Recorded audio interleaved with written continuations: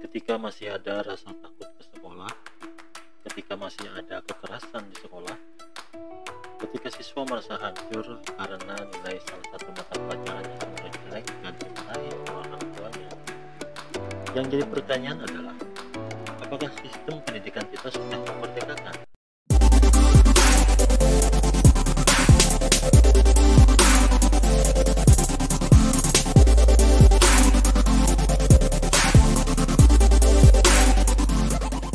Sahabat Ota, sebelum kita membahas lebih lanjut, ada baiknya kita mengenal sekilas sosok bapak pendidikan kita agar kita paham bahwa pendidikan dan manusia merdeka itu adalah sesuatu yang telah lama digagas dalam dunia pendidikan kita.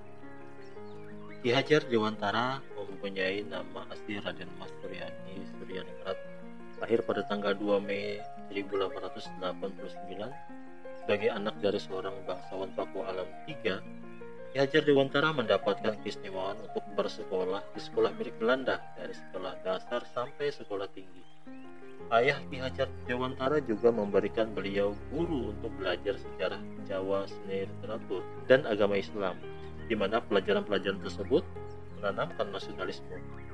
Ki Hajar tidak menyelesaikan pendidikannya di Stovia karena alasan kesehatan, sehingga banyak absen dalam kegiatan perkuliahan. Setelah putus sekolah, beliau malah menjadi seorang jurnalis. Beliau aktif pada berbagai organisasi kepemudaan dan banyak membuat kritik terhadap Belanda melalui tulisan-tulisannya. Ki Hajar Dewantara sempat diasingkan ke Belanda, namun ini justru menjadi kesempatan untuk semakin memperkuat literasi dan referensi tentang segala hal, termasuk mempertajam ide-ide perjuangan kemerdekaan melalui perjuangan intelektual. Mungkin itu gambar sekilas tentang perjuangan Ki Hajar Dewantara. Sahabat bisa mencari literatur yang lebih komprehensif tentang sosok bapak pendidikan kita ini. Hal yang harus kita garis bawahi adalah kemerdekaan dan menjadi manusia merdeka adalah sebuah kontemplasi panjang dari nalar kritis seorang Ki Hajar Dewantara, latar belakangi oleh gelora jiwa pemuda untuk bangkit memerdekakan bangsanya. Sahabat, pemikiran pendidikan Ki Hajar Dewantara dibuat bertolak belakang dengan sistem pendidikan Belanda untuk pribumi kala itu, agar menciptakan loyalitas dan kepatuhan terhadap pemerintah penjajahan Belanda. Kesimpulannya, penjajah Belanda tidak punya keinginan untuk mendidik dan mengajar yang memerdekakan kaum pribumi. Nah, coba deh kita lihat lagi gagasan beliau.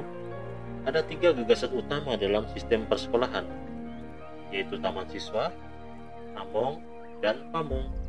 Taman siswa ya layaknya taman, identik dengan tempat bermain yang menghadirkan kegembiraan dan keindahan untuk pengunjung menjadi taman siswa. Jadi guys, sekolah itu ya menjadi tempat bermain untuk siswa, di mana siswa diberikan kemerdekaan untuk tumbuh dan berkembang, belajar sesuai dengan keinginan dan kemampuan mereka, dilengkapi dengan dukungan dalam proses belajar mengajar oleh pengajar sesuai kebutuhan masing-masing siswa secara individual. Siswa perlu diperhatikan dan dilayani dengan kasih sayang. Adapun among menitik beratkan bahwa siswa sebagai target utama serta prioritas utama yang harus dilayani, dan pengajar berfungsi sebagai fasilitator, menyediakan tuntunan, kepedulian, dan kasih sayang. Selain itu, prinsip among didasarkan atas 2 hal. Yang pertama, kemerdekaan siswa untuk belajar. Yang kedua, belajar yang sesuai dengan keinginan dan kemampuan siswa secara alamiah. Nah, sekarang kalau pamong dianalogikan sebagai petani yang menanam padi, di mana petani tidak dapat menentukan kemana padi akan tumbuh. Pendidik itu ibarat petani-petani. Mereka bercocok tanam. Dia memiliki banyak sekali, misalnya ada bibit padi, ada bibit jagung, ada bibit kedelai. Padi ya tumbuhkan aja sebagai padi. Jangan menumbuhkan padi berharap menjadikan dia jagung. Jangan pula memelihara jagung dengan ilmu memelihara padi. Ini tidak nyambung guys. Jadi tumbuhnya kembangnya juga pasti beda. Nah, itulah pendidikan. Masing-masing sesuai dengan kodratnya, dan itulah keragaman yang dihadapi oleh para pendidik. Ki Hajar berpendapat bahwa pendidikan yang efektif untuk anak-anak dan remaja dilakukan secara alamiah melalui kebebasan. Kebebasan apa sih? Kebebasan mengutarakan pendapat dan kreativitas mereka dengan menggunakan lagu dan permainan sebagai media tanpa adanya tekanan. Nah, di mana peran guru dan orang tua? guru dan orang tua lebih dikenal sebagai teman dari anak-anak.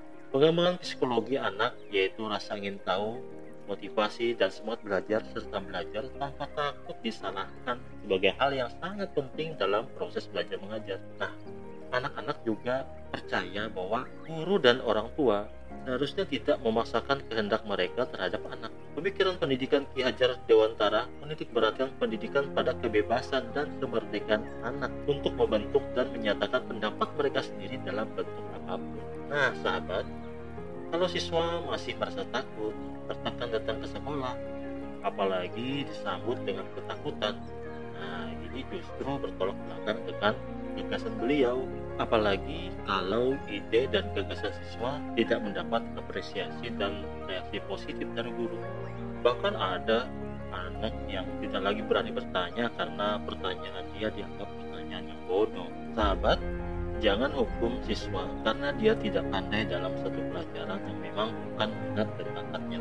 Sahabat Ota, pendidikan itu selayaknya memerdekakan.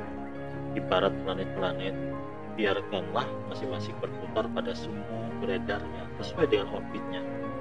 Biarlah siswa berkembang sesuai minat dan bakatnya. Karena pendidikan itu menghargai segala macam keunikan. Biarlah siswa bebas berkreasi dan berpikir. Fasilitasi mereka dan tuntun langkah mereka, agar mereka kelak menjadi manusia-manusia merdeka dalam menemukan jati diri. Oke guys, jumpa lagi nanti di lain kesempatan. Mohon maaf apabila ada yang kurang berkenan. Terima kasih.